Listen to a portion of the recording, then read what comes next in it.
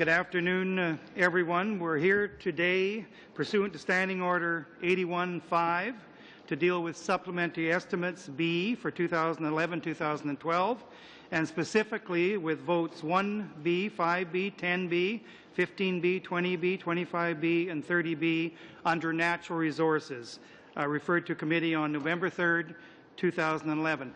In the first hour, we have with us the Minister of Natural Resources, the Honourable Joe Oliver, and also from the Department of Natural Resources, Serge Dupont, Deputy Minister of Natural Resources. So if we could just start, Minister, with you giving your opening statement of somewhere around 10 minutes, and then we'll get directly to the questions.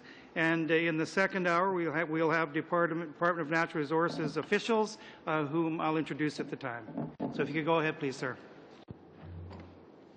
Thank you very much, Mr. Chairman. Merci. Thank you all for this opportunity to meet, for me to meet today with the Standing Committee on Natural Resources. This is my first appearance before the committee, and I'm pleased to discuss my department's portfolio and supplementary estimates. You've already introduced the Deputy Minister of Natural Resources, Mr. Serge Dupont. Monsieur le Président, membres du comité, la priorité numéro...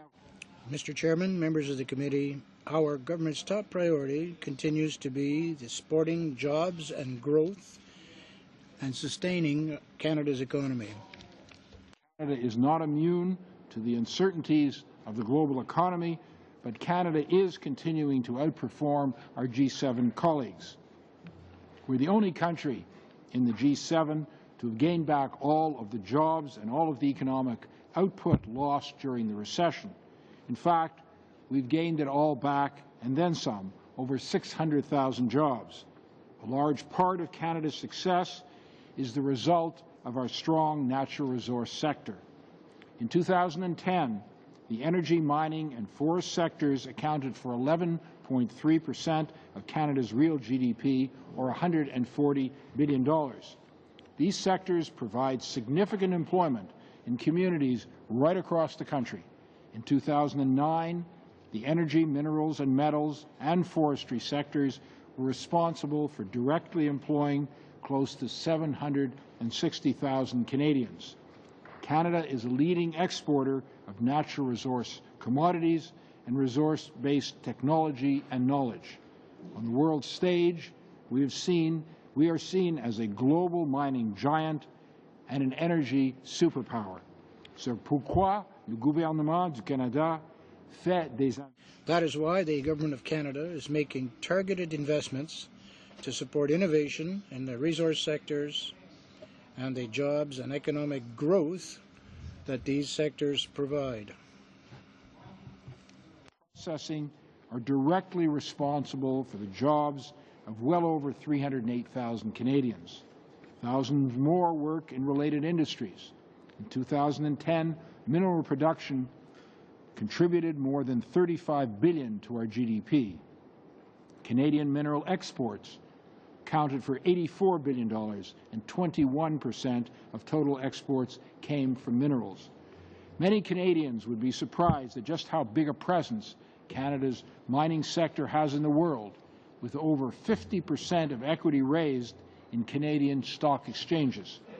J'ai assisté récemment en Chine, où de nombreux...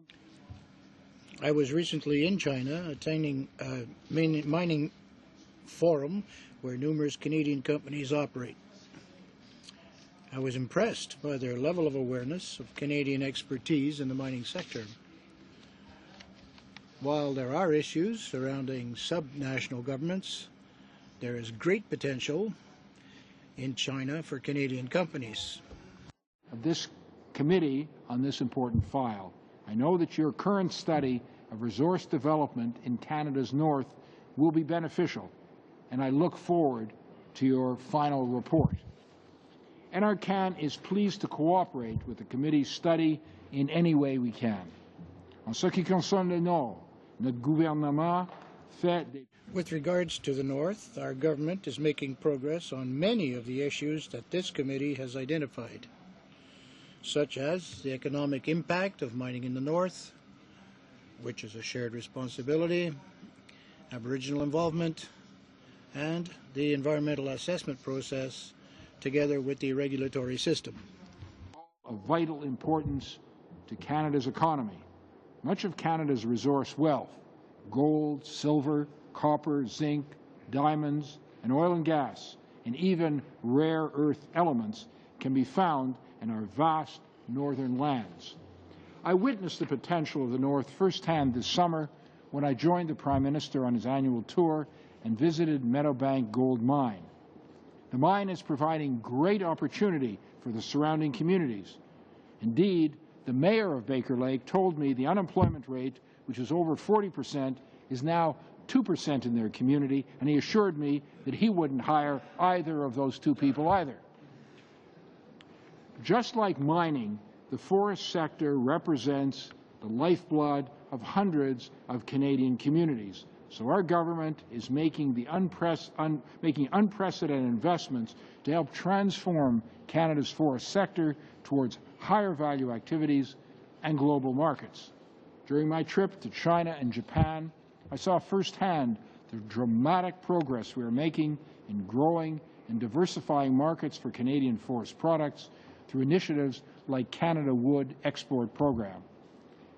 Canada's lumber exports to China have doubled every year over the past 5 years.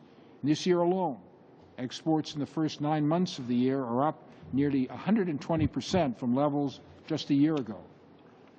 Des milliers de Canadiens travaillent dans... Thousands of Canadians are working in the forest sector today as a result of our efforts to expand demand for Canadian forest products and the fast-growing Asian markets. Supplementary Estimates B are supporting these important market expansion programs. $59.4 million in Supplementary Estimates B will assist the continued transformation of Canada's forest sector through innovation, product diversification, and expanded opportunities for exports.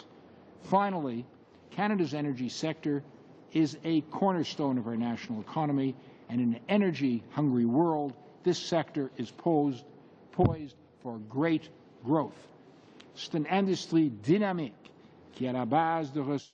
It is a dynamic industry with the right resource base, the right workforce, the right innovative spirit and leadership, and it's in the right environment to thrive like it never has before. Uranium, the third largest producer of natural gas and hydroelectric power, and the world's sixth largest producer of oil. We have the third largest proven oil reserves in the world, almost all in the oil sands. These enormous energy assets are generating economic wealth across the country. In fact, energy represents roughly 7% of our gross domestic product and creates hundreds of thousands of direct and indirect jobs throughout Canada. Last year, for example, the energy sector provided direct employment for over 270,000 people. It is estimated that last year, Canada's oil and gas industry paid over $4 billion in taxes and $12 billion in royalties. These funds are being used across Canada to support our social system, including our health and education systems. Et grâce à la main-d'œuvre hautement qualifiée du Canada et son sens. And thanks to Canada's highly skilled workforce and strong sense of innovation, we are capable of increasing our energy production in an environmentally and economically sustainable manner.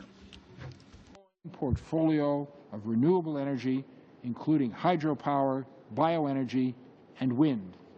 Many of our investments in innovation are in clean energy, and they're being funded by allocations through Supplementary Estimates B.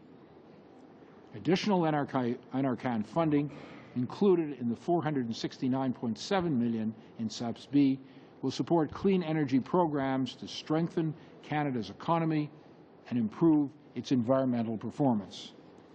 Another incredibly important energy sector is Canada's strong nuclear industry. As the members of this committee are aware, we have now completed the sale of the CANDU reactor division to an entrepreneurial Canadian company, SNC-Lavalin. This is a critical step in strengthening Canada's nuclear industry while reducing taxpayers' exposure to nuclear commercial risks. Supplementary Estimates B is requesting significant funding for Atomic Energy of Canada Limited. This funding will enable AECL to meet operational requirements, including isotope production safe and reliable operations at labs at Chalk River, and contractual obligations, and cover costs associated with the divestiture of the CANDU reactor division. I can assure this committee that this funding is necessary to ensure that we meet our obligations. Monsieur le Président, membres du comité. Mr. Chair, members of the committee, Natural Resources Canada has an immense and diversified portfolio, all directly linked to Canada's economic health and prosperity. I want to leave you with the impression that there are no challenges ahead. Clearly, we must continue to expand our markets beyond our current base of strength in North America.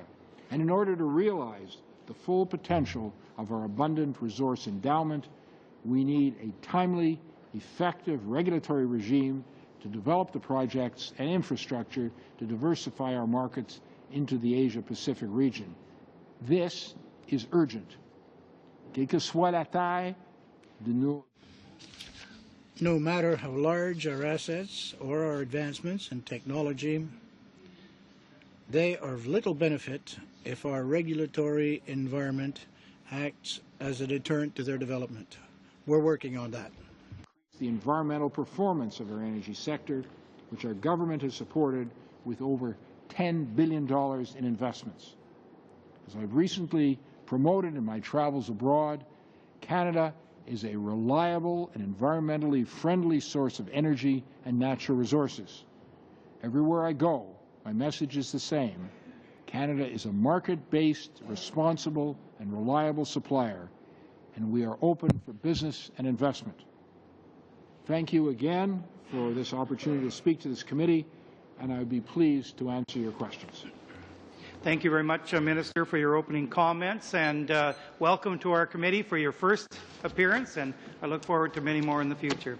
We'll start the questioning with Mr. Harris, up to 7 minutes. Go ahead, please. Well, thank you, Mr. Speaker, and thank you, Minister, for your opening comments, and we do appreciate you coming before us today to give us an update on a number of things. I was particularly appreciative of how you touched on the critical role that the forest industry plays in spurring jobs in our country and having a huge benefit to the economy. 3 years ago, this committee did a major study into the state of the forest industry. Excuse me. And in a couple of weeks, we're going to be doing an update on that. We have the Forest Products Association of Canada coming to give us their advice and opinion on the forest industry as it is now and where it's going. And I'm just wondering if you could tell the committee or give the committee any feedback that you might have been hearing from the forest industry stakeholders since your appointment to as minister. Well, thank you very much for the question. I've been hearing and receiving strong feedback from our forestry sector. There have been many positive developments in forestry since the very difficult recession that hit the industry quite hard. The feedback, the positive feedback, includes an increase of 600% in exports to China and over 13,000 more employees. Of course, there's still work to be done, and the industry is still in a period of transition. I've had a number of roundtables with forestry companies to listen to their concerns, really from coast to coast. And the message that I've been receiving is that our programs are having a positive effect and that we need to stay the course. The Forest Products Association of Canada recently said, and I'd like to quote them, "The forestry sector has been aggressively reinventing itself with government as a critical partner.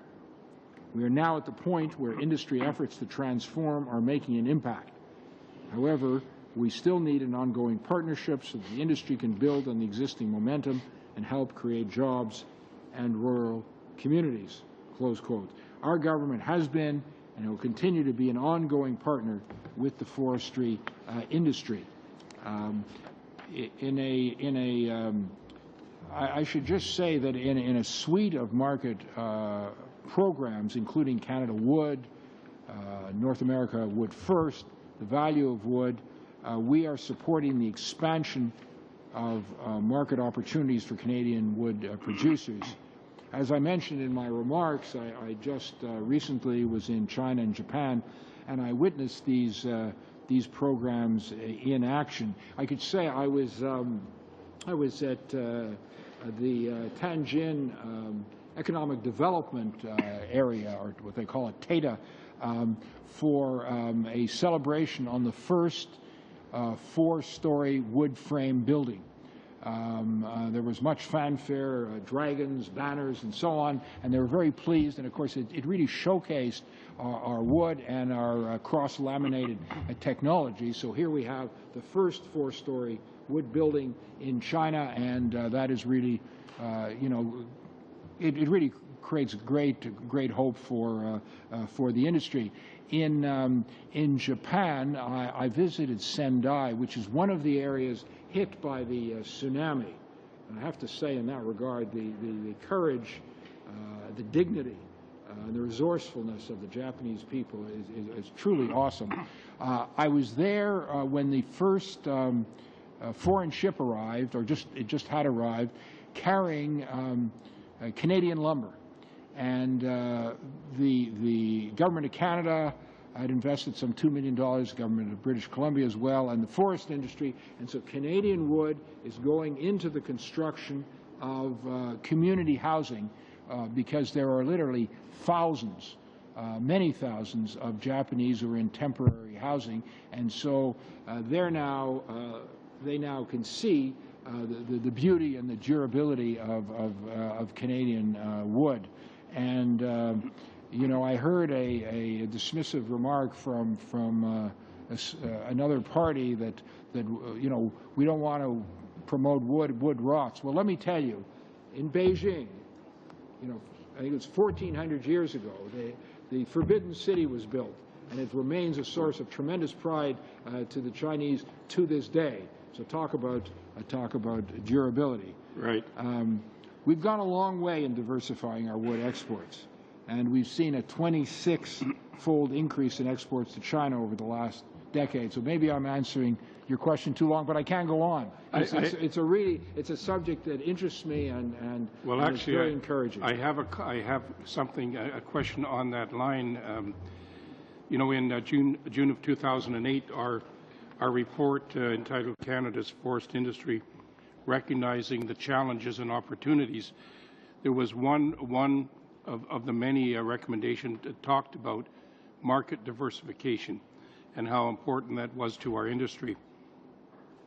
I know that in the supplementary estimates, I think there was about $59 million allocated to the forest sector to allow for the diversification of markets, which are so essential. And if you, in the time we have, maybe you could just talk a little bit about how successful that program has been, and share, if you can share a couple of examples how they've been positive for the industry. Well, please, Minister. Yeah, I just mentioned there's a 26-fold increase in exports to China.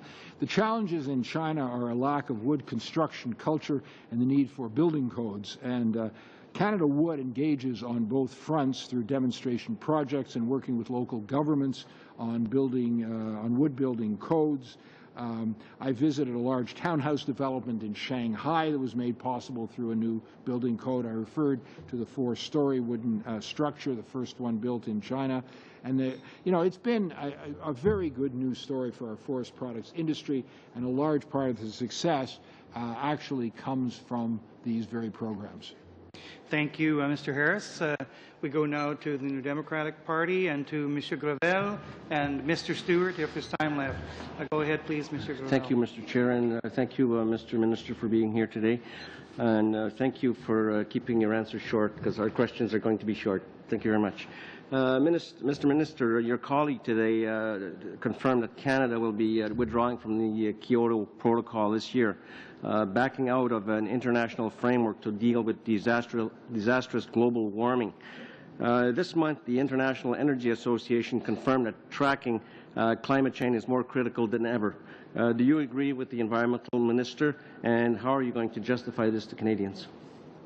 Well, first of all, I did not hear him saying we were getting out of Kyoto. What this government has said repeatedly is that the Kyoto requirements cannot be met, and I think we all know the history behind this. The Liberal government did sign Kyoto without an intention to comply, and that's very clear. It's in a book written by the Prime Minister at the time, his Chief of Staff. But in any event, nothing. I mean, like zero was done to comply with it. So when this government got in, it was already too late. In any case, what we're talking about in Kyoto is a treaty that only covers 30% of the emitters. The other 70% are out, including the United States, China, and India, and others. So what we are committed to is reducing greenhouse gas emissions by 17% from 2005 levels by 2020, as the Minister of the Environment has said. And we're adopting a sectoral approach to emissions reduction regulations aligned with the United States. Thank you. I just want to move on to my second question. Monsieur le Ministre, jusqu'à présent, To present, the only energy strategy that your government seems to have is to export bitumen, oil sands. 6 years of inaction and regulating these tar sands seem to have stalled the Keystone project. I think that the government should wake up and try to invest in clean energy. Per capita, the United States is spending 18-1, on a ratio of 18-1, for renewable energy sources. This is meant to echo energy. Why not create jobs and diversifying our energy economy and truly invest in renewable energy?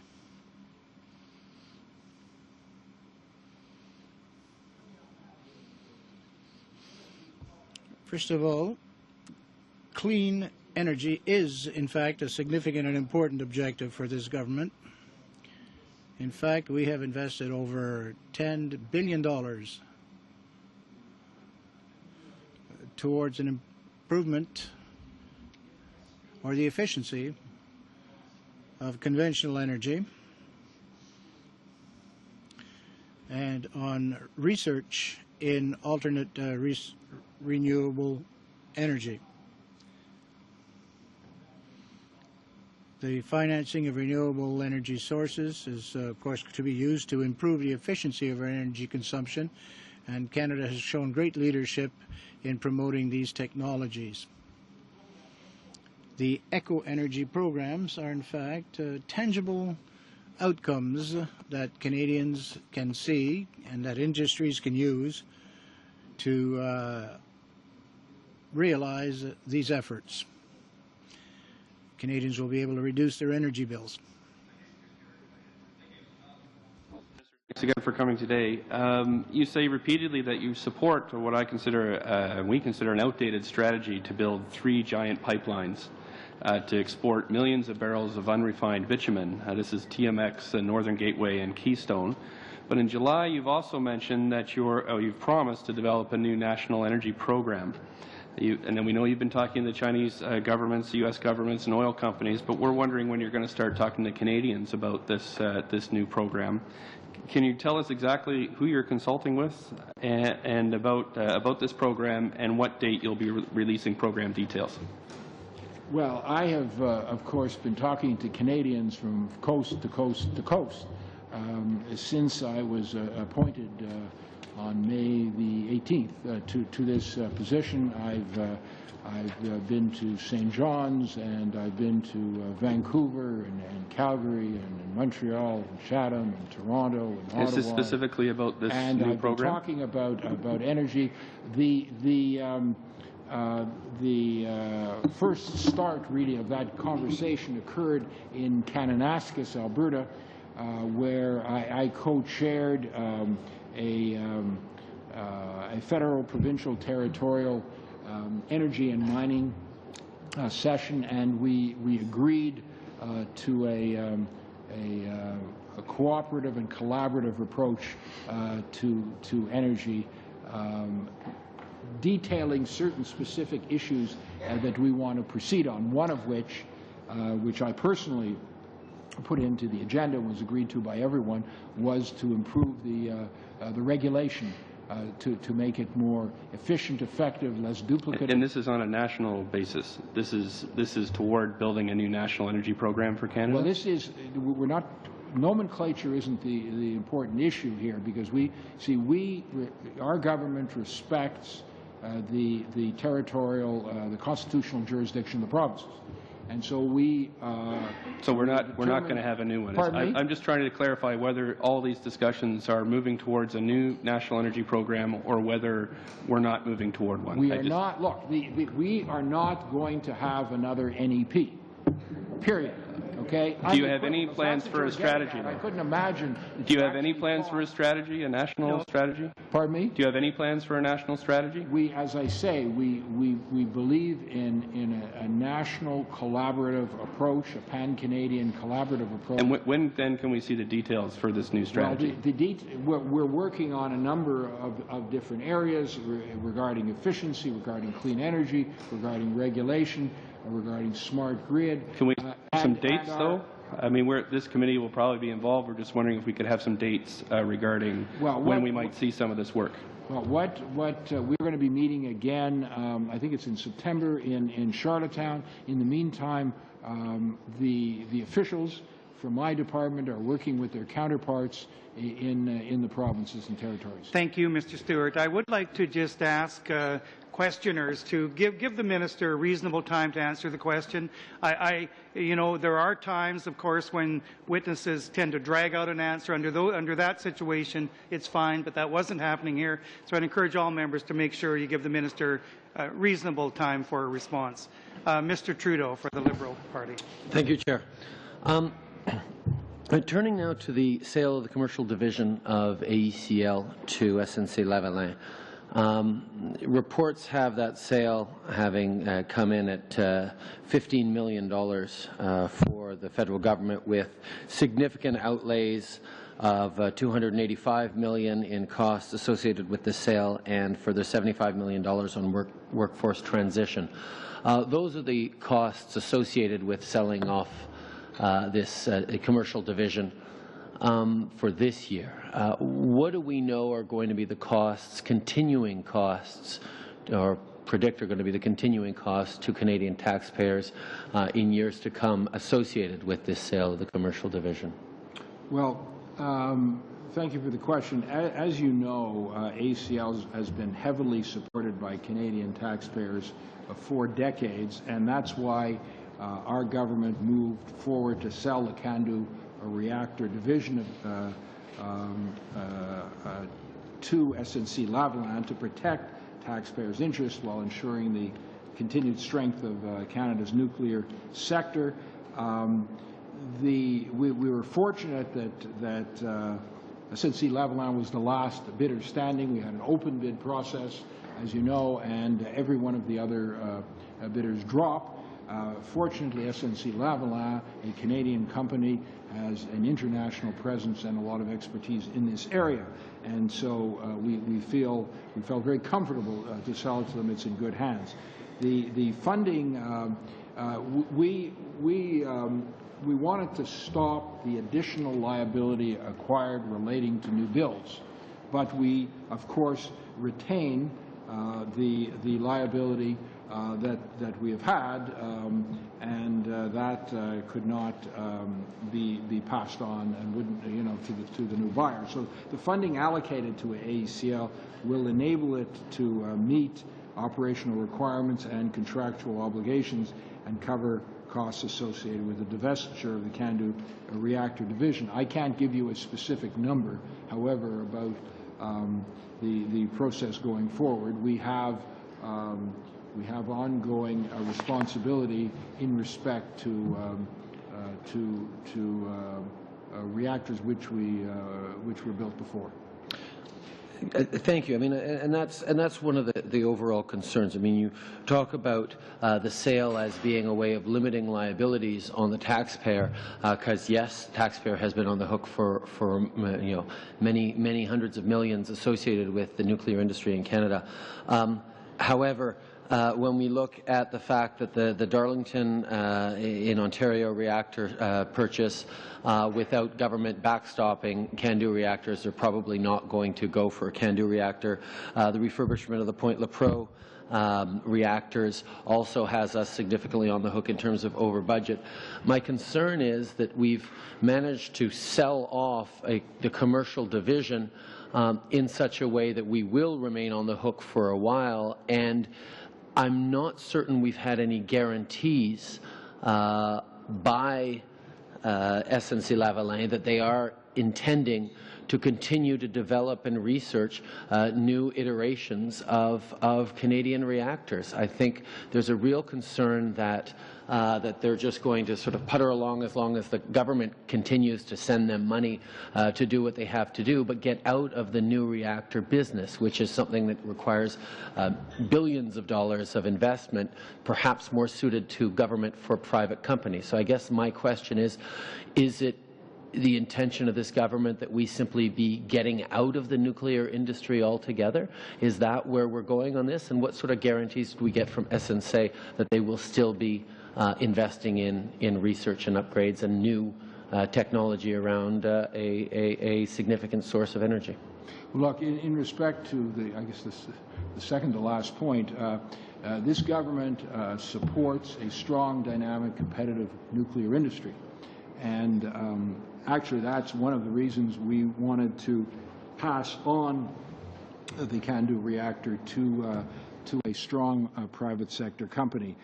We've been clear ever since we announced the sale that the liability is going to continue to be the responsibility of the government. It's common practice, and you can't expect a new company to take over these contracts. They're contracts that were signed prior to the divestiture between AECL and the project proponents. So it's important to note that these contracts were the responsibility of the government, whether we divested or we didn't divest. The same cost would have been booked no matter if we moved forward or we didn't. But, you know, they do show one of the more important reasons that we did move forward. It shouldn't be the responsibility of taxpayers to pay for losses of what is essentially a commercial business going forward. And these costs have been in the billions in the last few years, so future liabilities won't be the responsibility of taxpayers. The risk will now be borne by the new company. As to SNC-Lavalin's intent, you know, clear. I mean, they made a significant investment. They are devoting a lot of time and attention. Clearly, they see potential here. In fact, you know, we're encouraged that it's moving in the right direction. You know, SNC is strong, and a strong private sector partner is what we need. And I think you know, there is a real potential still for CANDU technology, and I'm pleased that the new CANDU division of SNC already signed a contract with Argentina to refurbish a reactor. Sorry, Minister, I'd just like to change tack now. Sure. Thank you for your answer. One of my concerns is AECL commercial division and isotopes, etc. division worked hand in hand with a lot of institutional cooperation and compatibility. Are we now worried, or what kind of safeguards do we have to make sure that we're not losing institutional knowledge and expertise by you know, separating entities that in the past leaned on each other quite significantly and worked together quite harmoniously? Well, we expect there will be a continued relationship between on this area between SNC-Lavalin and other companies. We retain the responsibility to provide research. We've got the nuclear labs in Chalk River, as you know, and we expect to be to see that that kind of scientific interchange continue for a healthy industry. Thank you, Minister. You're out of time, Mr. Trudeau. We go now to government side for a 5-minute round. Mr. Trost, up to 5 minutes. Thank you, Mr. Chair, and thank you, Mr. Minister, for being here. In my 7 years in the House of Commons, I've seen quite a few ministers, and I think this is about the 4th or 5th natural resources minister I've had the privilege of questioning. So welcome to our committee. One of the things that we hear frequently from industry is about regulation, regulation, and more regulation. And I see in the supplementals here we're asking for another $13 million for the Canadian Nuclear Safety Commission, a couple million more for Northern Pipeline, and also for the National Energy Board. And so it brings to mind just how absolutely important regulation is, particularly in the natural resources sector. And in this last few months, we've been doing a study on mining, natural resource issues in the north, particularly mining issues. And one of the things that has come up over and over again is regulatory frustrations. Now, there have been some comments about the Major Projects Management Office, and it seems to be expediting some things. But there have been other frustrations that have been expressed.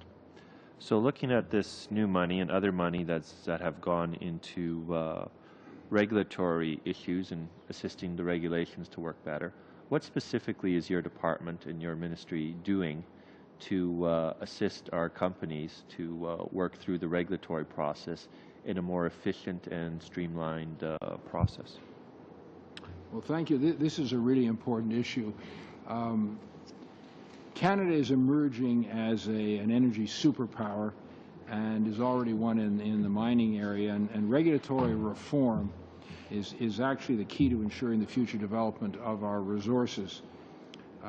As I've said on a number of occasions, and most recently in a speech to the Manning Institute, there's too much duplication of efforts and regulatory hurdles that need to be reformed. And that's why in the speech from the throne we made it a priority to overhaul our regulatory system. And this will involve moving to a one project, one review system that will provide predictable and timely regulatory review for the sector. And it's very important that we do that without undermining the regulatory integrity that is so important to assuring we address the environmental issues in a responsible way. And there is no need and no desire and no intent to undermine that regulatory authority, but we need to make the system more efficient, less duplicative, and above all, more timely. Excess delay can undermine the economic viability of a project, and it can impede our progress. I mean, we're looking at some $500 billion in new projects in the next 10 years. You know, if they are delayed by years, this has a terrible impact on the economy. It means jobs are not created as soon as they otherwise would be. It means some projects may actually not go ahead. So this is an important issue. It's highly complex, but we have to get on it. And this government is absolutely determined to do that. So we give this a high priority, and I'm talking to my colleagues. I know the Minister of the Environment is very much seized of this issue, and we're taking a whole-of-government approach and expect to make some progress in this matter. A little over a minute for question and answer. I am well aware of my time, Mr. Chair. But I can talk some more about that issue. Well, I want to ask you a little bit. First, I'll make a little note because of our study we're doing here that one of the recommendations I will be including is thresholding for thresholding, so that small projects are not looked down the same way as large projects are. But in your final 30-odd seconds here, can you give us a little bit more background on things you're doing in northern Canada? You mentioned the Meadowbank mine, a mine which I know I've mentioned before I worked at as a mining geophysicist a decade ago. But that's a great example of how mining has been helping to develop the north. So if you've got any comments about the work in the north and how Natural Resources is helping to develop that in the final few seconds here. Well, look, the mineral resource development is absolutely essential for northern economic growth, and economic opportunities north of 60 are driven by mineral development, which accounts for 81% of resource production. And there's further potential actually for oil and gas development in the medium to long term. Our $8 billion, there's over $8 billion, I should say, in new mine investment in the Northwest Territories and Nunavut, slated for the next 5 years. The government has actually launched an action plan to improve the northern regulatory regime, to bring a whole-of-government approach to regulatory issues and attract investment opportunities. NRCan, my department, Natural Resources Canada, supports public geoscience in the north, and there the effort is to bring geological knowledge of 40% of Canada's landmass up to par with geoscience knowledge of landmass south of 60. Geomapping for energy and minerals, that's GEM, is a northern economic development program that's designed to provide public geoscience knowledge that industry needs to guide its exploration strategies in the three territories. So if I've run out of time, but this is a really exciting area.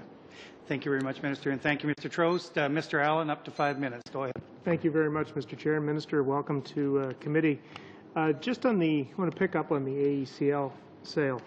And when it was announced in the restructuring, we were talking a little bit about jobs, and as Mr. Trudeau was talking before, a little bit about where we think SNC might be going in terms of the development of nuclear in Canada and staying with it. And I think maybe one of the big indications of that are the number of jobs that were actually saved by the transaction. So can you give us an update on where, now the transaction is getting to its close point, where are we on those jobs, and how many of those were saved by the transaction? Yes, our government is protecting, or has protected, over 1,500 jobs in the restructuring of the CANDU division of AECL, and that's over 300 more jobs than predicted. That's good news for Canada's nuclear sector. Indeed, not a single unionized employee was laid off. So we're, of course, honoring all our commitments on workforce transitions, including pensions, and we're providing $75 million to cover these costs, although we expect it will come in lower due to the larger than expected workforce. So I think really the conditions are in place for a strong nuclear sector going forward. Okay. Can you tell me then, based on the sale of the business to essentially SNC-Lavalin, what are your impressions? I mean, obviously, that suggests to me that we're going to have a strong nuclear industry going forward. Based on your travels, what are your impressions of the nuclear industry in Canada and the business prospects for an AECL now under SNC-Lavalin? Well, as I said, I think the conditions are in place for a strong, robust industry. First, SNC-Lavalin is a strong Canadian private sector partner that has an extensive international network of contacts to sell their services. Secondly, there is increased demand for these reactors from emerging economies, and that can be tapped by the CANDU technology. And third, there's a great potential in the technology itself. Unlike light water reactors, it does not require highly enriched uranium, and we're actively pursuing the ability of the reactor to use thorium. And this is especially important in markets like China that doesn't have large uranium resources but strong thorium resources. And then, as I mentioned earlier, I was pleased to see that the new CANDU division of SNC has already signed a contract with Argentina to refurbish a reactor, and that's several hundred, I don't know, $400 million contract. And this shows that there is a market under leadership of a private sector company. Okay. Thank you, Minister. That leads into my next question. It's going to be a little bit about isotope production in Chalk River. The committee had an opportunity to travel out to Chalk River a little while back, and it was actually a fascinating visit to actually see the work that was going on to refurbish the isotope facility at the time. And I know that it sort of enlightened a lot of the committee members at that time just how complex that job was. In the estimates, we're talking about $200 million, and it's talking about operational requirements and ongoing programs. Can you talk a little bit about the breakdown of that 200, and maybe Mr. DuPont could reflect on that too, but how much is for the isotope facility and of that 200 million? And could you actually give us your view of our continuing participation in Chalk River? Well, let me make some general comments first. I mean, our government has been clear that we're moving away from isotope production at Chalk River. In 2016, we sent a message out to that effect. And we're working to transform the way medical isotopes are produced in Canada. Earlier this year, we announced the investment in 4 projects from the Non-Nuclear Based Isotope Supply Contribution Program, NISP, to develop new ways of producing the key medical isotope, technetium-99M. These investments will allow Canada to diversify its supply of isotopes in the medium to long term. While we know that these isotopes can be produced using this technology, we're researching whether production can be scaled up while ensuring the quality of the isotopes, and we look forward to reviewing the results. Now, I'm not sure in terms of the breakdown of the numbers. You know, we really don't have time to get into the numbers right now. Mr. Allen's time is up, so we have to go now to the official opposition. Monsieur Gravel, I understand Mr. Stewart, if there's time. Go ahead, please, Monsieur.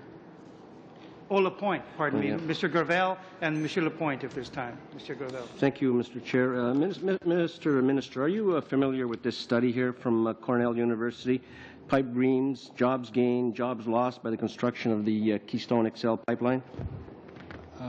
No, I'm not. No, you're not. Okay, well, it's hard to figure out because the government has been telling everybody that 140,000 jobs are going to be created because of this pipeline. But most of the pipelines for the Keystone have already been built. And the kind of pipes required, they're called spiral pipes, and they're not made at Camrose plant, and very few are made at the Evraz plant in Regina. These pipes are made in India and China. They're going to be the big winners here.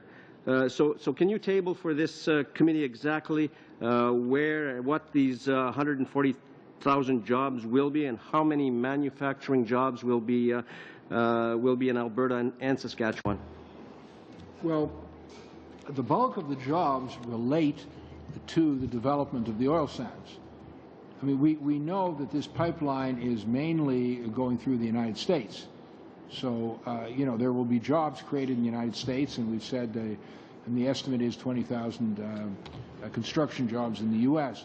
But there'll be more jobs created in Canada because it's the oil sands development, which of course is feeding the bitumen into the pipeline for transport to the Gulf Coast, where it will be refined. So, you know, the oil sands overall, okay. Mr. Minister, we've only got 5 minutes, so I think what you're telling me is there are not going to be any manufacturing jobs created in Alberta and Saskatchewan. They're mostly going to be in the U.S. No, what I said was that there are going to be a lot of jobs relating to the oil sands. Now that means companies are supplying goods and services from all over Canada, including Ontario, including Saskatchewan, including British Columbia. These are jobs from 4 companies that are located across the country, and direct, indirect, and induced employment from the oil sands will be, you know, 450,000 at least, and with the pipelines, you know, over 600,000 jobs. Okay, merci, Monsieur le Ministre. Extrait de votre rapport, le Canada. Canada, you say that Canada is a source of reliable energy, clean and safe energy. Now, as for asbestos, Of course, I'm quite sure that you know that asbestos doesn't feel that this is danger-free and absolutely safe. I think that most of the mining activities in asbestos has been stopped over at least a month now. More elected members feel, and a growing number, including some in your party, feel that we should no longer finance this mining. And social society in Quebec does no longer support asbestos. Neither does the CSN, FTQ, the various unions are no longer supporting asbestos mining in Quebec. So we have a historic opportunity here to do the right thing. Let's finance a transition plan for asbestos miners, give the younger folk an opportunity to go somewhere else, and the older miners an opportunity to get out without too many losses. How can we make best use of this historical opportunity? If we do not use it, how can you explain this to the rest of the world? Why don't we get out of asbestos, which is damaging to society and not that good for the economy? For 30 years, Canada has promoted the controlled use of chrysotile nationally and internationally, the safe use of it.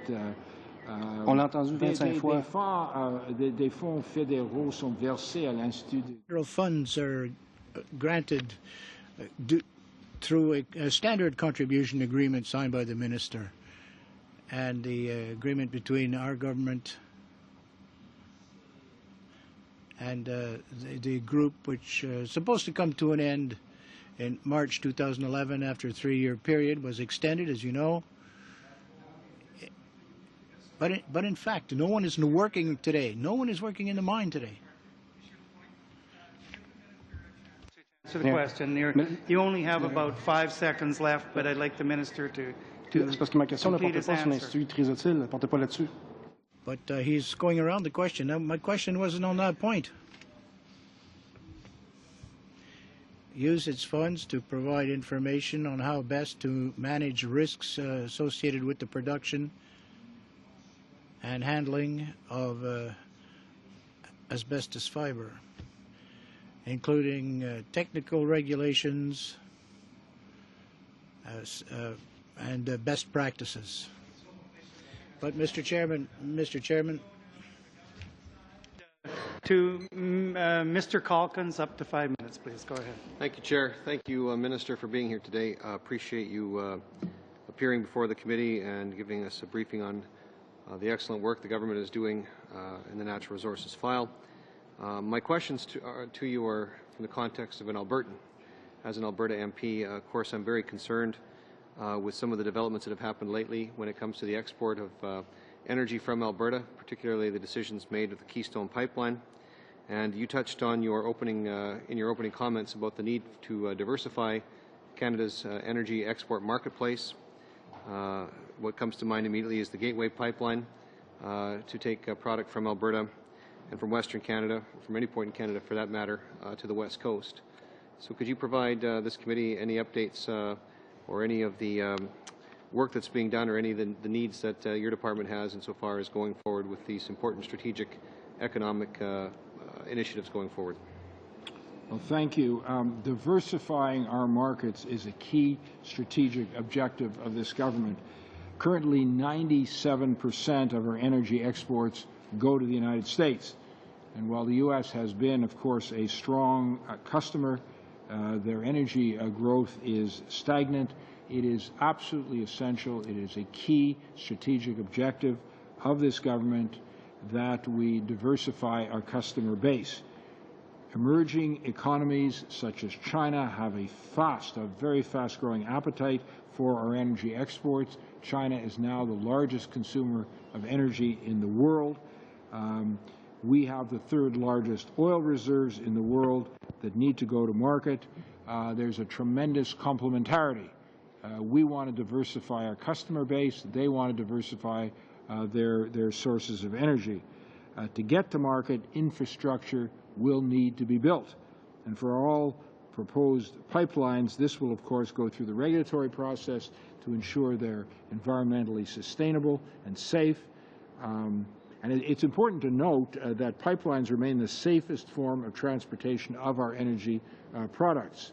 And in fact, if I may just add an aside, that the final Keystone XL environmental impact statement from the U.S. State Department said that Keystone would be safer than any of the domestic pipelines already built in the United States because of some 57 conditions imposed on TransCanada Pipeline and because of technological improvement in the pipeline.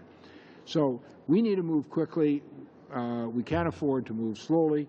The expansion of our energy sector means hundreds of thousands of jobs for Canadians, billions of dollars for our government, trillions of dollars for the economy, and we're committed to moving forward in a socially and environmentally responsible way. Thank you, Minister. Do you have any numbers for this committee when it comes to jobs created by these pipelines? It's been suggested by others that the jobs wouldn't be that significant in the North American marketplace. As an Albertan, I spend a lot of time driving around. Every time I see a pipeline going in, I see people out there working. These are good, high-paying jobs. These are technically sound jobs, and the nature of the pipeline that was put in years and years ago was steel pipelines. Now we've got all kinds of different materials used for pipelines, fiberglass pipelines. We have all kinds of developments in the pipeline technology. Are these jobs strictly in the does your department know, are these jobs strictly in the installation of the pipeline or in the engineering of the pipeline? Or these, or is there manufacturing going on in Canada and for the United States, for that matter, when it comes to making the pipeline? The jobs are of high quality.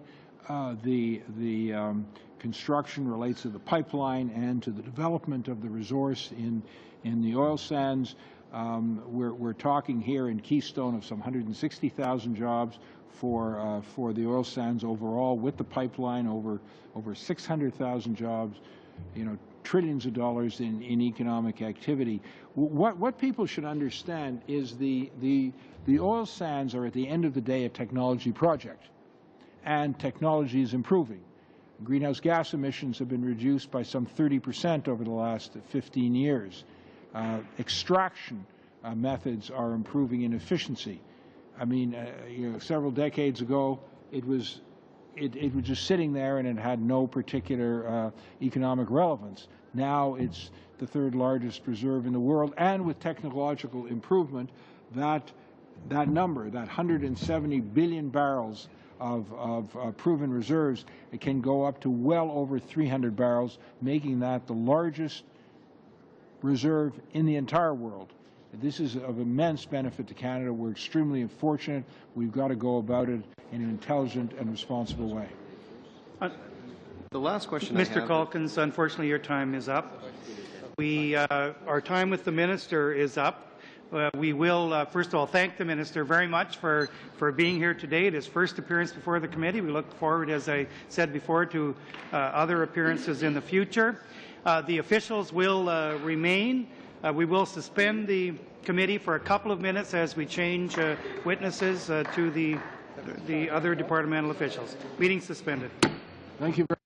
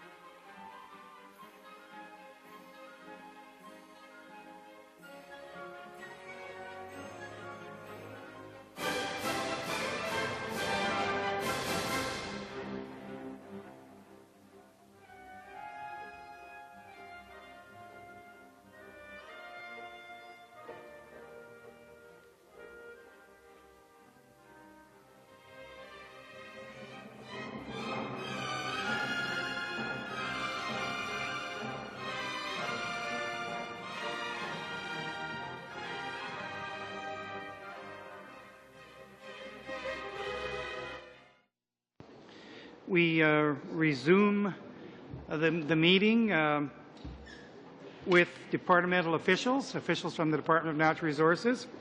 And we have with us today Bill Merklinger, Assistant Deputy Minister and Chief Financial Officer, Corporate Management and Services Sector. Welcome. Cecile Claroux, Assistant Deputy Minister, AECL Restructuring. Welcome. Mark Corey, Assistant Deputy Minister, Energy Sector. Welcome. And Tom Rosser, Assistant Deputy Minister, Canadian Forest Service. So thank you all for being here today. We'll just continue the questioning unless you have opening statements, and my understanding is you don't. So we'll go directly then to questioning, and we'll start with Monsieur Lapointe and Madame Day if there's time. Monsieur Lapointe. Bonjour, merci d'être avec nous aujourd'hui. Well, thank you for being here with us today. We have met a number of people who are involved with the mining sector, social activists, Aboriginal representatives, company representatives, mining companies, and systematically we've been told of a problem which is a little bit different from the version we received from the minister. They spoke of an administrative problem. No, the minister was talking about duplication of efforts, redundancy. But they were talking about lengthy delays in administrative process at various levels. They weren't talking about reducing environmental criteria or standards, but they were talking about accelerating process. So what do you plan on doing in the short term to ameliorate the situation?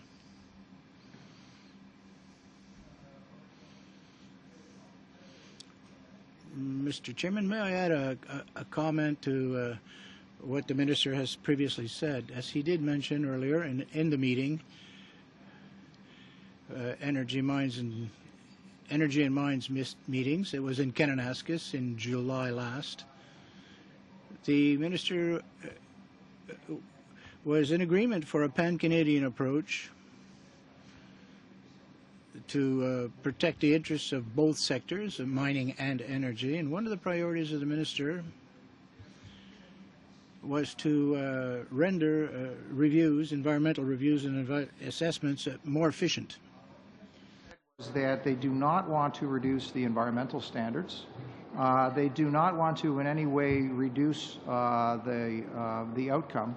What they're looking for is to make sure that it's efficient. In some cases, they were talking about where we have duplicative processes. So that's really what it's about. It's about making the process more efficient, not less effective. Beaucoup des intervenants, excusez-moi, monsieur. I don't mean to interrupt, Mr. Curry, but we were talking for a lack of resources, a shortage of resources, so that these processes could be accelerated. Is that correct? Mr. Chair, as I mentioned earlier, it is the clear intention of ministers to improve the process and make them more efficient. Major Projects Management Office. This is a major initiative of the Government of Canada for some of the bigger projects to start to manage them in an overall, to make sure, as was pointed out, that they do in fact have reasonable timelines that are respected, that people in fact do deliver the parts of the project when they're supposed to be doing analysis. So there's an overview. There's in fact a committee, for example, of deputy ministers. Il y a un comité de sous-ministres, par exemple, qui ont des réunions assez régulières. The deputies meet on a regular basis to manage and overview the process, and as the minister has stated, it is one of the major priorities to improve this process for the future. Thank you then. Quite quickly, is your department for the maintenance of the partnership program, which is going to end on the 31st of March, for skills, that the program should not be allowed to lapse but should be continued? Are you for or against the program? Je peux pas répondre en ce moment, mais peut-être on peut retourner avec un réponse. I'd have to consult to get an answer for that. I can't answer you at this time. Thank you. Madame Day, you have about a minute. OK, alors je vais poser ma première question rapidement. My question will be quite quick then. Co-energy, which is quite important for small businesses and for families. Will it be renewed? Eco-energy. Yes, Mr. Chairman, we are going, in the past budget, we'd established a program which extended, it was a 5-year program initially. We are going to renew that program. Most of these programs are included in the Supplementary Estimates B currently. The total amount for all of these programs currently, $469 million, and in general for eco-energy retrofit, of course, to defray the costs of retrofitting homes for energy purposes. The answer is yes, it's already been done. Now, it's been renewed for 1 year last year, till the 31st of March this year, and it will be renewed again. Is there any possibility of making it a permanent feature? Mr. Chairman, the announcement made by the government currently was that the program was going to be renewed for 7 years, and that is what we're sticking with for the time being. This year, 2011-12, 1 further year. 31st of March 2012, that's correct. 1 further year. Thank you, Madame Day. Mr. Lapointe. Thank you, Mr. Chair, and I think this is probably for Mr. Rosser in particular, but I want to come back to China and what we're doing there. You're putting some more money into the Forest Innovation Program, the Expanding Market Opportunities Program. I'm just wondering, can you talk about what the specific products are that account for the great increase in our shipments to China? And then secondly, talk about what are the things that we're doing to try to convince them to use wood? And the minister addressed this to some extent, but maybe you can expand on that. Sure. Thank you for the question. In terms of forest products exports to China, as the minister described, we've seen very rapid growth in exports, as both on the pulp and paper side, particularly with respect to pulp products, and also on the wood product side. And on the wood product side, there would be a mix of products, but the bulk of that would be lumber.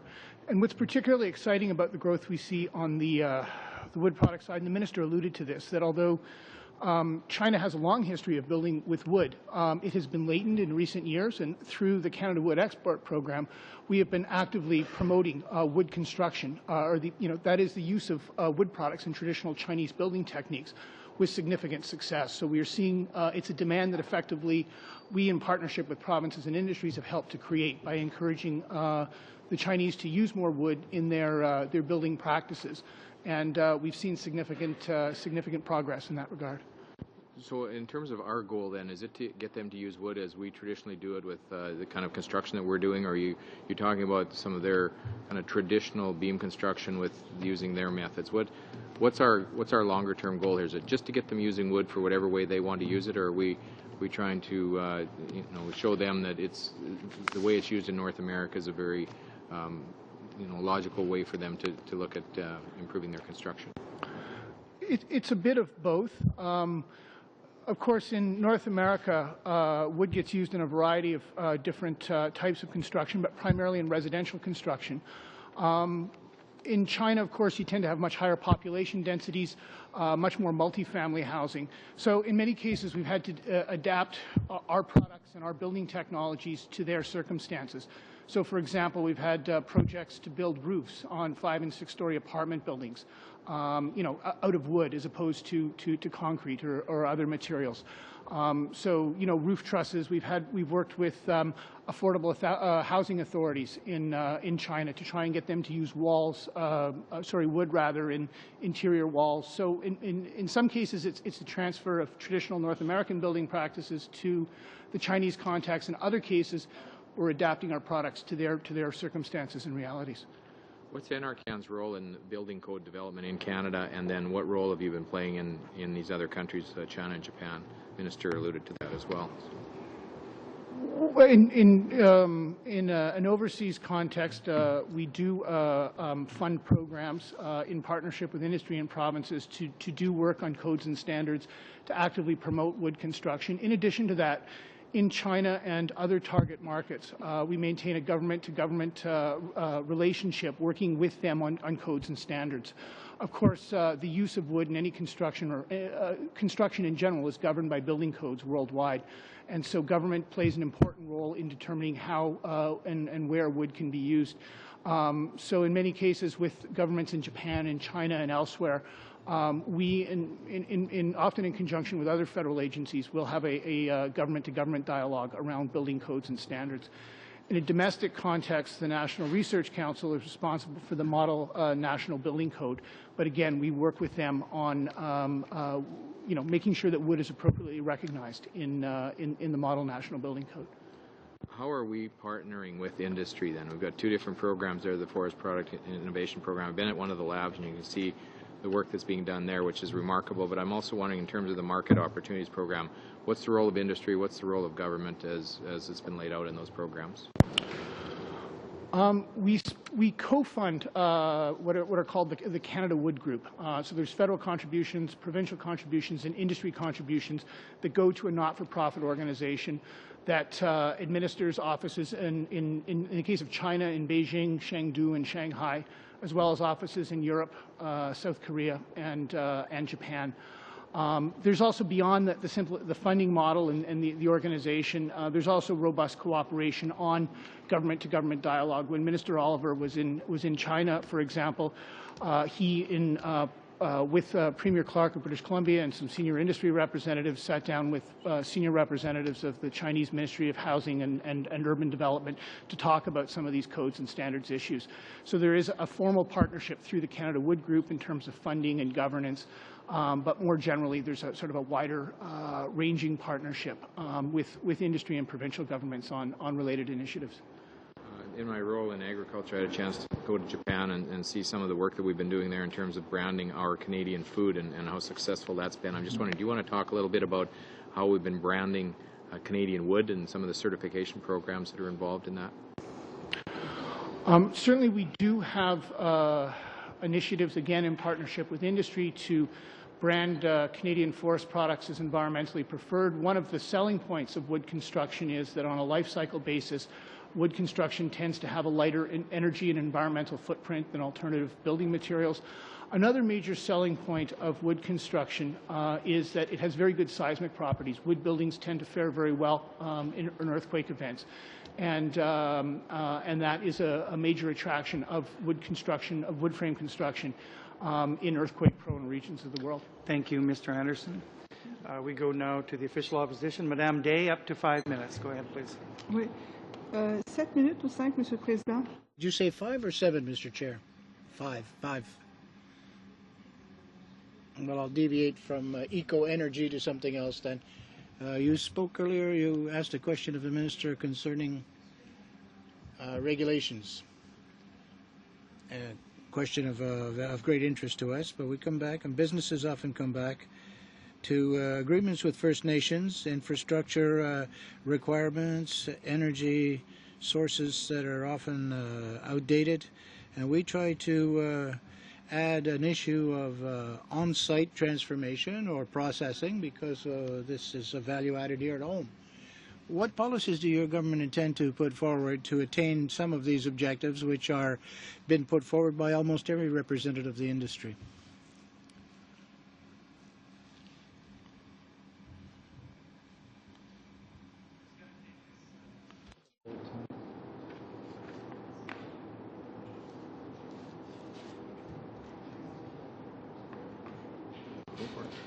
Okay, Mr. Rosser, go ahead, please.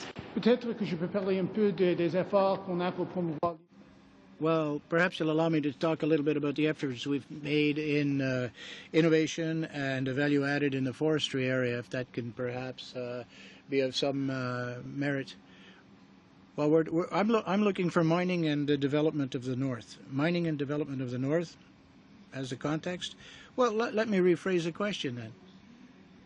Outside of eco-energy programs, what is your department doing to combat climate change in Canada?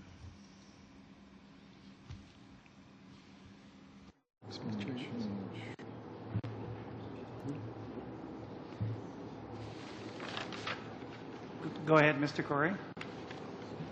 Well, Mr. Chairman, again, the leadership on climate change is obviously with the Minister of the Environment, but Natural Resources Canada does play a role in it. As we mentioned before, $469 million in spending in the renewed eco-energy programs, which are in supplementary estimates B because they were only actually introduced in the budget, so that's why they're coming here now. Those programs are, in fact, all targeted at improving Canada's energy efficiency, reducing greenhouse gas emissions. I'll just give you some specifics. The Eco Energy Efficiency Program will be spending $35.6 million. The Marine Renewable Energy Enabling Measures will be spending $534,000. The Clean Energy Policy Group will be spending about $2 million, again, directly related to policy issues around clean energy. The Eco Energy for Alternative Fuels, $735,000. The Eco Energy Innovation Initiative, this is the one that's a lot of the research and development around it, will be spending $31.2 million. And as we mentioned, the largest program in the bunch, coming in at just under $400 million, is the Eco Energy Home Retrofit Program. So those are some of the things that our department is doing directly at encouraging the use of clean energy, energy efficiency, reducing greenhouse gas emissions. Pour ce qui est du programme Éco-énergie, for the eco-energy program, can you give us an idea as to the actual demand side for this program?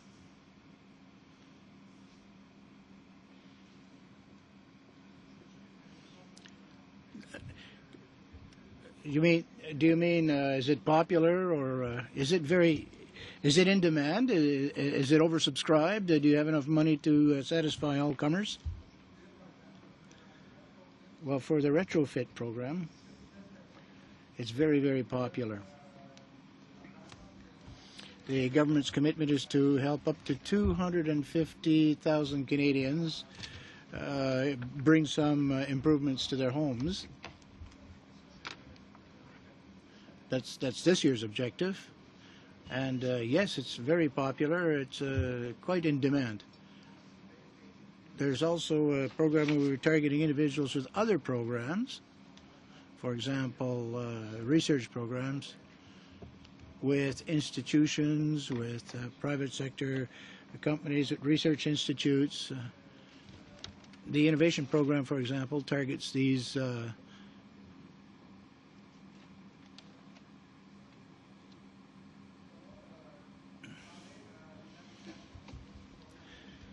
and a call for submissions for clean energy, for example, received over 1,000 requests. So yes, it's very popular and much in demand.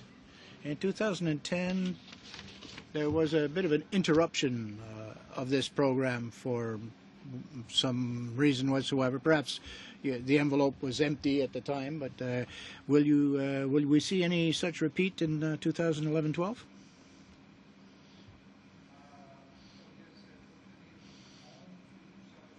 (2011-12), you mean this year?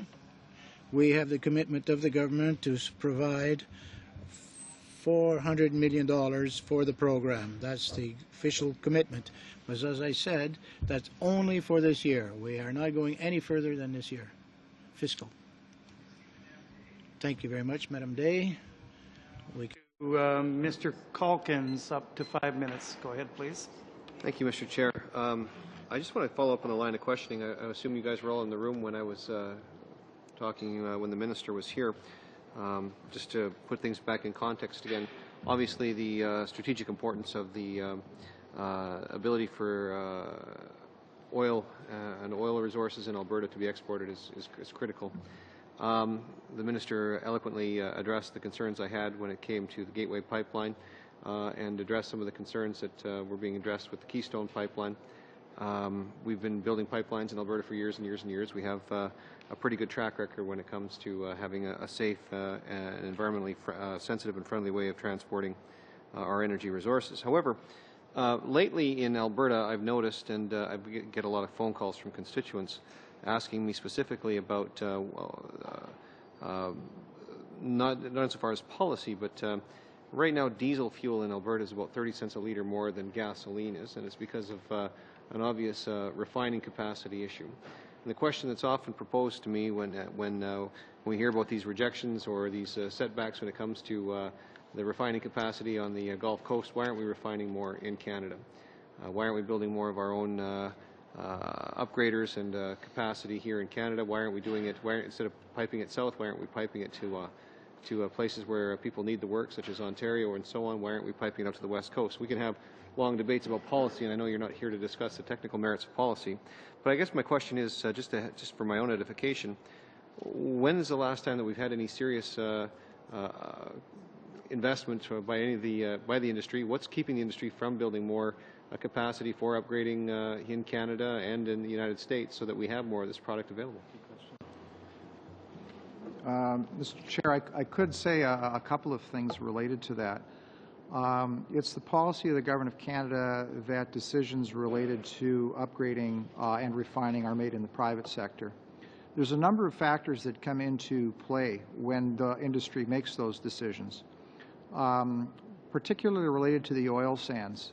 There's a decision as to whether they take the raw bitumen and upgrade it to what they call synthetic crude, and then where it actually goes from synthetic crude to be refined product. What the industry looks at is they look at the margin between what they can sell diluted bitumen for and what synthetic crude sells for. And sometimes, if in fact it costs more to upgrade than what the price of synthetic crude is going for, then it doesn't actually there's no return on their investment, so they won't. But if there's a big gap between the two prices, that's when it's more worthwhile for the private sector to invest. We see the margins, again, sometimes they get bigger, sometimes they get smaller. There's other factors as well. Sometimes, for example, refiners they would prefer to be closer to the markets because it's cheaper to transport, for example, crude oil by pipeline. I'm talking the difference between crude oil and refined. Then, what comes out of refinery is gasoline, is jet fuel, is diesel. And those are separate streams. So they either have to batch them in the same pipeline or they require dedicated pipelines. So, for example, some refineries will have a pipeline that will go directly from the refinery to a nearby major international airport, which is the case in a number of cities. Third factor is that gasoline varies, for example, depending on temperature and region of the country. The gasoline that you put in your car in the wintertime is a slightly different blend than in the summer. And, of course, the difference between Texas and Ontario, different times of the year, can be considerable. So gasoline refiners will actually tailor their product to the local market. And that's another reason why sometimes the refiners will choose to be a little closer to the markets rather than shipping refined products long distance.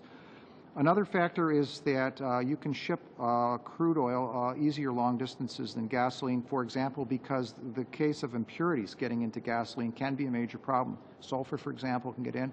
You have to clean it out at the other end. It's not as much of a problem when you're dealing with crude. The final thing is cost of infrastructure. A lot of the oil that would move, for example, down the Keystone XL pipeline would be moving to refineries in the Gulf Coast. They're already set up to do heavy crude. Just as a matter of reference, the price of a new refinery can be 250 to 300,000 barrels a day, can be in the range of $7 to $8 billion. So they have existing refinery capacity that already is set up to deal with heavy crude, which is oil sands is heavy crude.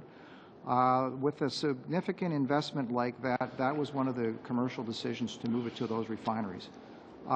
Just as an example, if you're moving a refinery from dealing with light crude to heavy crude, you need to introduce a coker. One of those can be worth $2 billion. It's a very capital-intensive business. So what happens is a lot of times is that the crude will go to the refining capacity, which again is a decision that we leave in the hands of the private sector. So those are some of the factors behind when the private sector makes these investment decisions. Thank you, Mr. Calkins. Go now to Mr. Allen for up to 5 minutes. Go ahead, please. Thank you very much, Mr. Chair, and thank you, witnesses, for being here in the second hour. Just want to follow up on one of the questions I asked in the first segment and associated with the $200 million for Chalk River. I wonder if you might, which parts of that address the continued isotope production, and what is meant by addressing the legacy costs associated with the wind down of the dedicated isotope? Is that the Maples? So of the $200 million, there's about $35 million that is for the isotope production, and it includes the costs that are related to be able to finish the work, to be able to mothball the maples.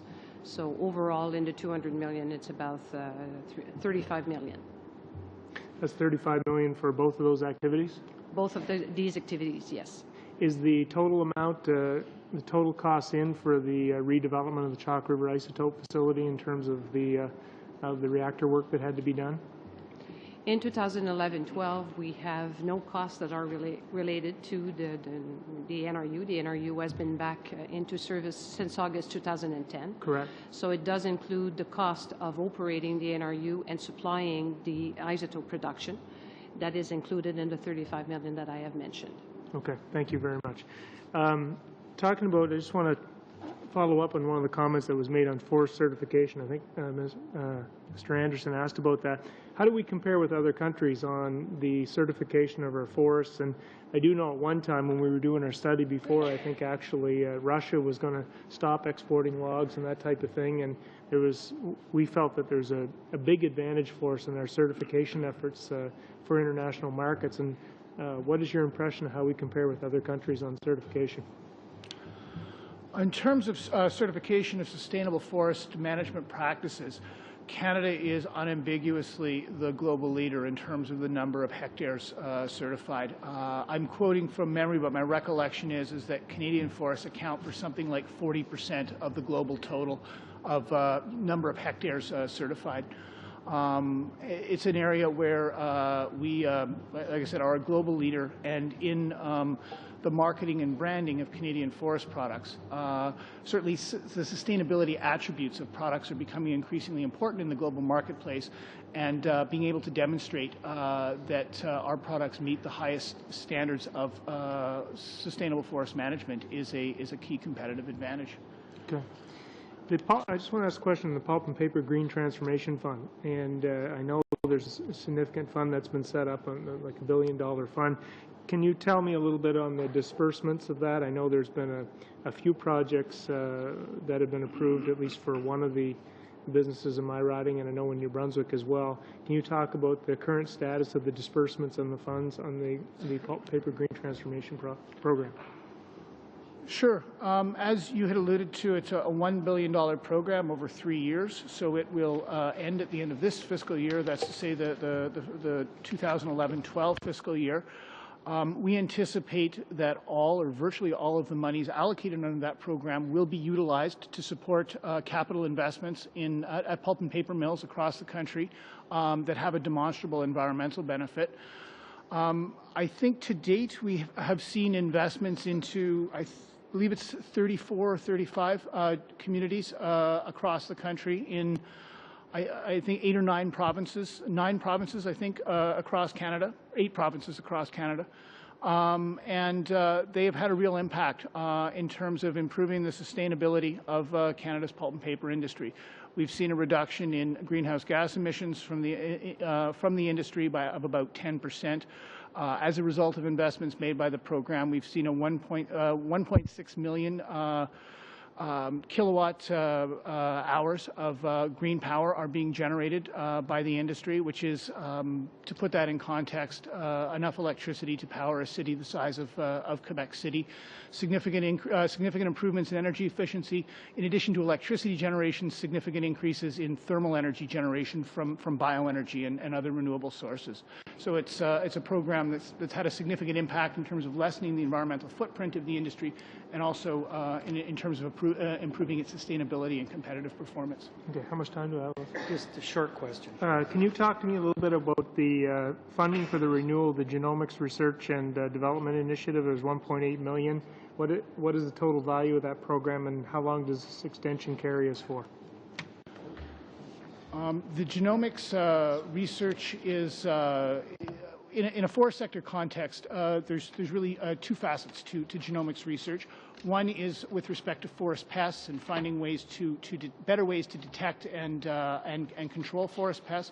There are also genomics applications in terms of tree growth and increasing and sort of forest management, et cetera. My recollection is that that funding extends over 5 years at $1.8 million a year to support genomics-related research in a forest sector context. Thank you, Mr. Allen. Your time's up. We go now to Mr. Gravel, up to 5 minutes. Thank you. Recently, I had a member of my riding come into my office, and he's a mill operator, lumber, and most of his business used to be in Quebec. Probably 90% of his business was in Quebec. But because of the black liquor subsidy, he's now lost most of his business to Maine. So can you tell me what's in the what help there is for these forestry companies and department spending? In terms of our assistance to the forest sector, there are really two facets to it that the Minister touched on. We've talked quite a bit about our efforts to diversify markets to make the Canadian industry, particularly the wood product sector, less reliant on the U.S. market. And we feel that we've made considerable progress in opening up markets, particularly in Asia in that regard. The other big thrust of activity within our department's suite of programs is with respect to innovation, that we provide significant funding, again in partnership with provinces and industry, in terms of transformative technologies, finding new products and new markets that can be serviced by the forest products industry. And we feel that we've made significant progress in terms of positioning Canada in a position of global leadership in the development and commercialization of some technologies that are potentially game-changing for the forest industry. And we see that as a means of also, creating new opportunities, for firms and forest communities that have seen, as a result of a changing global marketplace, have seen, reductions in demand and jobs. Right, thank you. I'm going to read a few things here, and I'd like you to get back to the committee because these are big numbers, and I'm sure you don't have the answers off the top of your head. So if you could get back to the committee on this, would that be appropriate? Go ahead. Can you tell us the total dollars to renewable energy versus tax breaks for oil and gas? Study of carbon reduction per dollar spent on various programs, including home retrofit, renewable power, carbon capture and storage biofuels.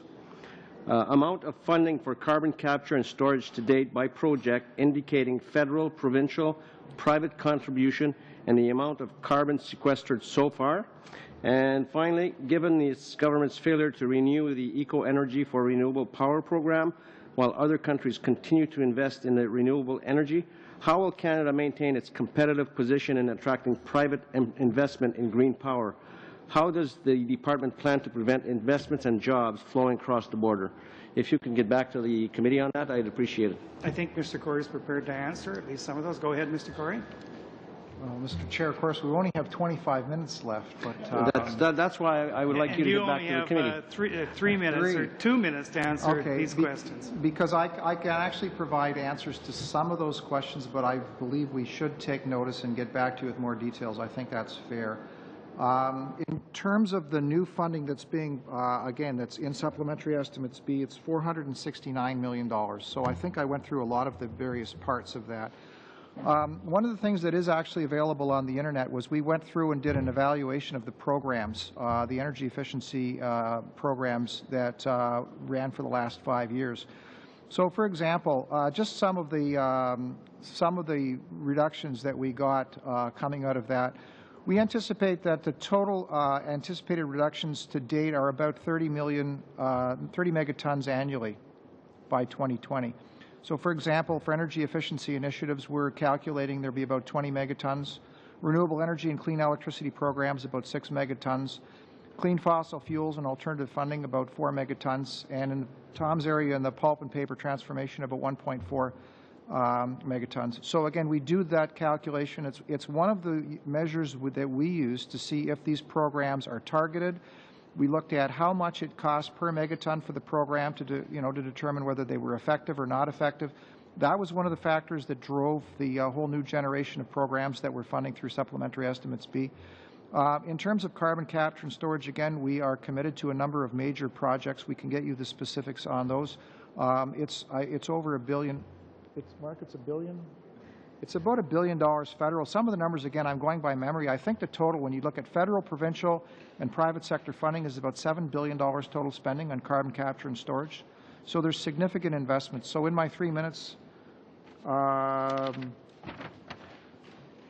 my 3 minutes, that's just sort of some of the overview as to what we're spending. And you can get back to us on the rest. We can, yes. Thank you very much. And your time is up, Mr. Gravel. We go now to Mr. Trudeau. Up to 5 minutes. Go ahead, please. Thank you, Chair. This is going to be in a different tack, but I rarely have a chance to ask or question representatives of the Ministry of Natural Resources. Who's in charge of maps in this country? That would actually be our department. It's in the earth sciences sector, and it's the mapping services branch. They are responsible for Canada's topographic maps. That's at the 1 to 50,000 scale and 1 to 250,000 scale. We're pleased to say that we have finished the 1 to 250,000 scale in 1967, and I think we're within a year or so of completing the mapping of Canada at the 1 to 50,000 scale. We also have the National Atlas of Canada, and so you're in the right department, absolutely. Thank you. The reason I'm asking is not just because I've loved maps all my life, but obviously we're looking at a situation where in a country that relies so much on its natural resources for our economy, we have to be aware very much of where the resources are, where the oil is, where the minerals are, how the forests are doing, where the aquifers are with the water. I mean, water is going to be a big issue as well. Now, even though natural resources has an extraordinary sort of overview role around mapping, various departments, from environment to fisheries and oceans to everyone, also have geomatics and mapping technologies and data collection, as well as private industry. Obviously, the various oil and gas companies have extensive mapping technology. My question is, who collates all that, and is it done, and is there coordination between the different departments and areas?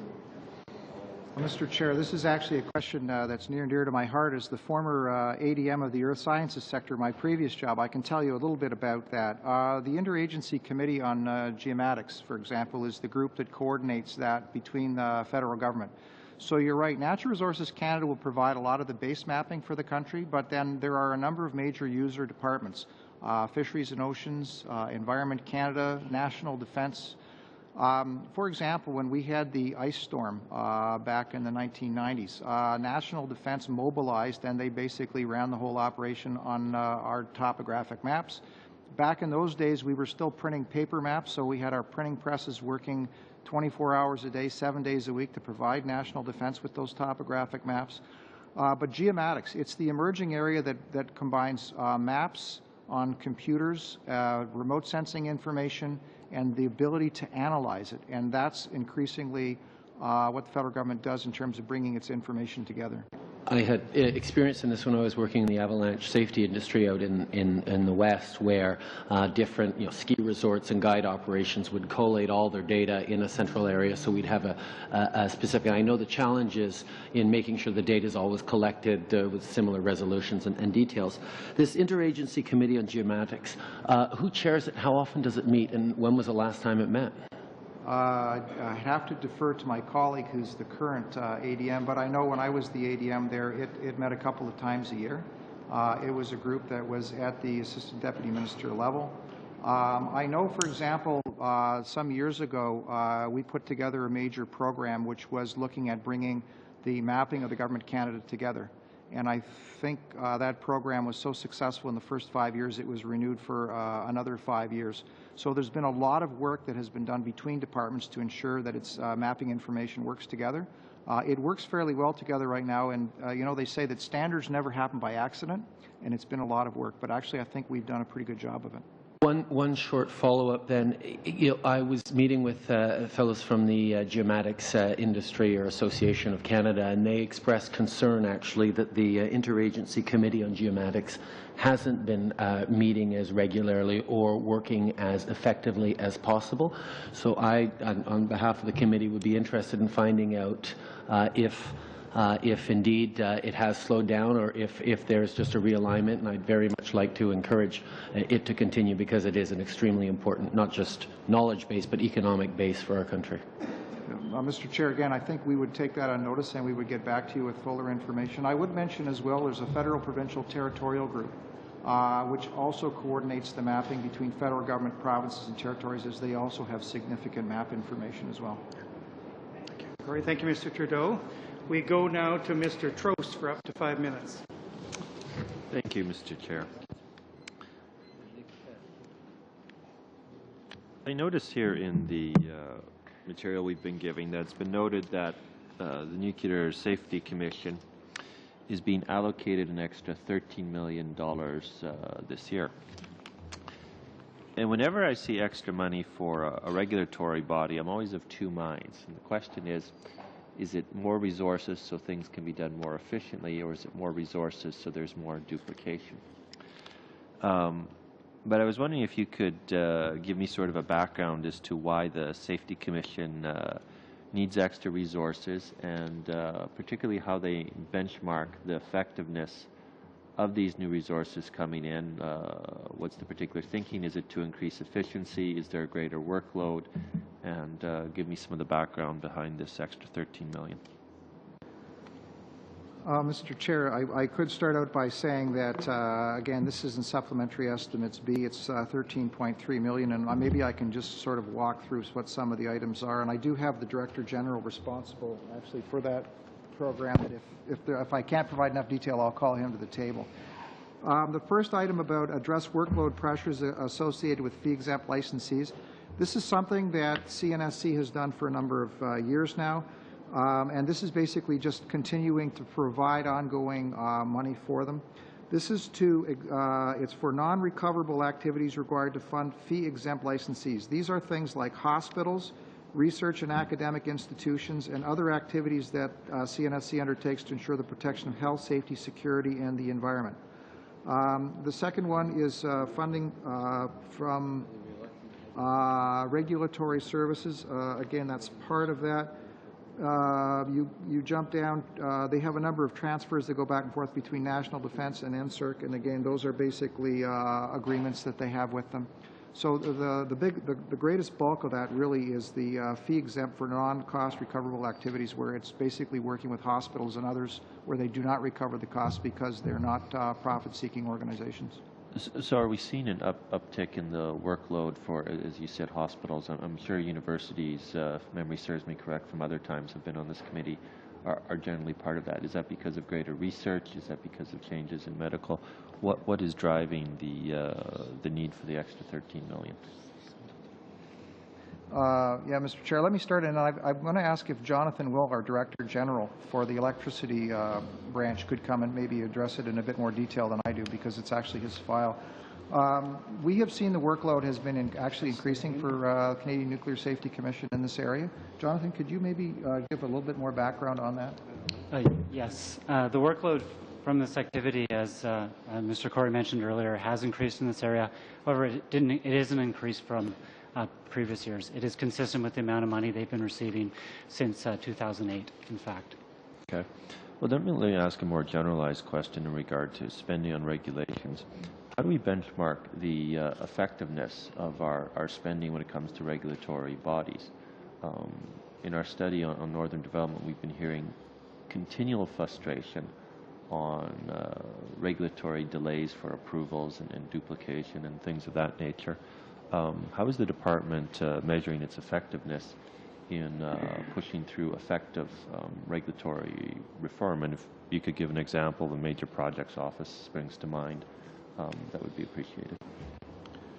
Well, Mr. Chair, again, as the Minister had said as well, this is one of the major preoccupations of the government right now, is to make sure that it's not that we would have any less effective regulation. We want the regulations to be as effective as they are now, or more effective. It's a question of efficiency and making sure that things are done in a timely manner. The Major Projects Management Office, as you noted, again, is one of the major initiatives we've taken in that area. It was agreed between federal and provincial ministers of energy and mines that this would be a major topic to be developed. As the minister mentioned, we're now working federally, provincially, and territorial to see what exactly we can develop in the near term. I would mention as well that when we were renewing our suite of energy efficiency programs, we basically reviewed how much was spent on each program and how many megatons of GHGs were reduced as a result. And that was one of the effectiveness measures that we developed for our own programs. And we found that actually... But regulatorily wise, not to interrupt too much, but regulatory wise, how do we calculate whether or not the regulatory bodies are being efficient in servicing the industries that are approaching them? Do we have timelines? What do we do to say that they're getting good value for the regulatory dollar spent? Well, again, Mr. Chair, I think I would just repeat what our minister said, which is it's one of the major preoccupations of the government is to improve the regulatory efficiency of the system right now. Again, that's what ministers agreed to at the last federal provincial conference. That's what the Major Projects Management Office is about. And that's what some of the other programs we have in the department dealing with energy efficiency are about. It's making sure that we have efficient regulation and that, that they are effective and they're cost effective. Thank you, Mr. Trost. Mr. Cannon, up to 5 minutes. Go ahead, please. Thank you, Mr. Chair. Thanks to our witnesses for being here. I represent a riding in the Okanagan and beautiful British Columbia Clonal Lake country, and my provincial counterpart is the Minister of Forests, so he had an opportunity to go with our federal minister to Japan and China for the Canada Wood Export Program, and it was very encouraging. And one of the Associate Dean at Okanagan College, Doug McLeod, in my writing wrote a paper on the use of wood and the importance of emerging markets to use wood and wood foundations and in an environmental purpose, because of the reduction of greenhouse gases compared to use of concrete. It's immense. I don't know if you guys have looked at that at our gals in the department, reviewed that perspective, but I think it's another way that as Canada can use, I mean, it's great to see the lumber exports have doubled every year over the past 5 years and 120% over the last 9 months. And I think it's our part Canada's doing to help reduce greenhouse gases globally. Have you examined that perspective at all? Yes, Mr. Chair, it is true that there is a fairly robust body of evidence that compares wood against other materials on usually on what's called a life cycle basis, meaning that you look at building a particular structure out of different materials, concrete, steel, wood, and you look at the total life cycle environmental impact. That is from the production, from taking the raw material, producing the building product, transporting it to the site, construction, building life, end-of-use disposal. You look at the entire life cycle of the product and what the greenhouse gas and environmental footprint associated with different building techniques is. And there's been a lot of analysis along those lines done, and it shows pretty consistently that wood has a lighter greenhouse gas and environmental footprint than other types of building materials. We certainly are aware of this research, have been partners with different organizations and agencies conducting it over the years.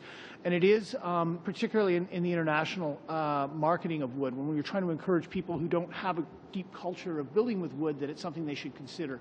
The environmental benefits, the green building benefits of wood, particularly wood from sustainably managed forests, is a major selling point in markets like China. See, what is good? That's what we like to say. Thank you. Moving on to Mr. Corey. I just wanted a supplemental question to Mr. Calkins, something that I get asked often. I grew up in Alberta. I used to have a gas station and element of supply and refineries, and spent many years in Edmonton. And if you could maybe remind me, when's the last time a refinery's been built in Canada? Mr. Chair, I was wondering if I could bring Jeff Labonte, who's the Director General of the Petroleum Services Branch, to the table, just so that because he actually has a little bit more experience with this than I do. So, Jeff, could you come? Go ahead, Mr. Labonte. On memory, I think it was the mid-'80s, the last time a major refinery was built in Canada. There have been a number of upgrades to existing facilities to expand production and throughput, but mid-'80s. I just wanted to know because my understanding, and you can maybe clarify some of the reasons why, Mr. Corey alluded to the private sector do a cost analysis, but I've also heard is the time delays, the uncertainty, the regulatory reforms, environmental, each province, territory, there's a lack of harmonization and regulation and review, and it takes a number of years. So if an investor is going to put millions, in some cases billions, as you mentioned, on the table, is there some way of, is that one of the delays? And are we looking at, with our red panel reduction on removing red tape within the bureaucracy, is something that we're going to help harmonize that and streamline the process? Well, certainly the development and plan to build the refinery would encompass significant environmental, regulatory reviews and approvals, but as Margaret pointed out, there are so many other factors as well, so it's part of the factors that one would look at. So certainly the economics between the premium achieved from upgraded refined in Canada product and the price achieved in the market, and doing it somewhere else where the capital infrastructure exists is one of the primary factors, but the timeline to build a refinery from a greenfield build is estimated in the 5 to 10 year range in terms of looking at all the permitting and processes. And one last quick question on solar. I come from 2,000 hours of sunlight plus in the Okanagan Valley, so we're a strong solar marketer and consumer. But we've had, I want to put compliments to Jeff Knapp from your department. Jeff Knapp, the solar chap's been out to market his program, and we had a solar hot water heating program, worked in partnership with provincial utilities. But the gap from using alternative energy sources to providing the carbon, using oil, for example, as our fuel source, my understanding is it only is 20% if we maxed out because of the intermittent power source. Is that correct? Yeah, Mr. Chair, I should say that the department has actually had a number of programs that have dealt with promoting renewables. As you mentioned, I mean, one of the issues with renewables is the fact that they are intermittent, but the way that we think people will deal with that has to do with things like smart grids, where you start developing an overall capacity for the grid to absorb intermittent power as part of how it actually operates in terms of load management. That was one of the areas that ministers identified as a priority. Again, federal, provincial energy ministers at Kananaskis with smart grids. And it deals with things like intermittent power and how you deal with that, along with a whole bunch of other issues. The other thing I'd mention is that the provinces have really stepped up in terms of promoting renewables. And in a lot of areas, their programs are actually much more generous than ours now. I know, for example, Alberta is huge in wind power right now, and if you drive through the southern part of Alberta, you just see field after field of turbines. And in fact, they have, it's actually, it's well-priced power for them out there. It works well. So, yeah, the question about intermittency, it's one that you have to deal with in terms of the larger design of the power grid. Thank you, Mr. Corey, and thank you, Mr. Cannon. And finally, for today, we go to Mr. Stewart, followed by Monsieur Lapointe, if there is time. Thank you, Mr. Chair. I'd just like to return to the topic of refining. And I've been looking through a number of figures and actually talking to many of the businesses in this sector. From my research, I found that in 1971 we had 41 refineries or around there. Now we have about 19. And in 1977 was our peak time for refining oil. We refined about 2.3 million barrels, and now we're down to under 2 million barrels. So where we're talking, the question earlier from Mr. Cannon was about increasing capacity. My fear is the other side is that we're actually, it's an industry in decline, and perhaps rapid decline. There is a fear that constructing large pipelines that are just exporting crude oil or unrefined unconventional oil, they require long-term service contracts of 15 to 20 years perhaps, and some of the refineries in Canada don't. Some of the industry leaders I've talked to said they don't really want to sign on to a 20-year deal. So my big question is that this industry might be on the verge of collapse over the next little bit. You were talking about we haven't built refineries. They have all the capacity in the U.S. state.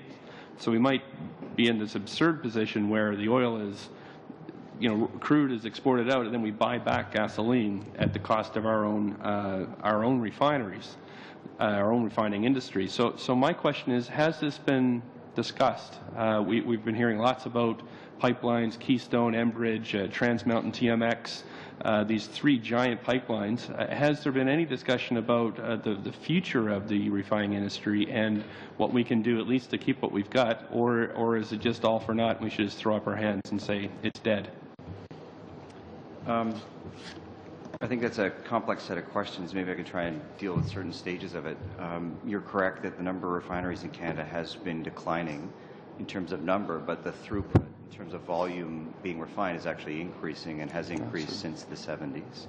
So what's happening is smaller refineries that are less economic, and refineries go through upgrade cycles that are usually on 2 to 5 year horizons. And rather than upgrade facilities at hundreds of millions of dollars, a new, larger facility is typically built in the same brownfield, the same existing footprint, if you will. So the refining capacity is held fairly constant in Canada. We still remain a net exporter of refined product as well as crude oil. So from a supply-demand perspective in the country, Canada still exports more refined product than it actually imports. But we are importing much more than we used to. And, when you say we've had an increased, where our capacity's increased, I was looking at the figures the other day provided by the refining industry itself, and it depends where you mark the time, but it does look like since 1977 we have had a decrease in the amount of oil that's been. It's not dramatic, but it still is a decrease.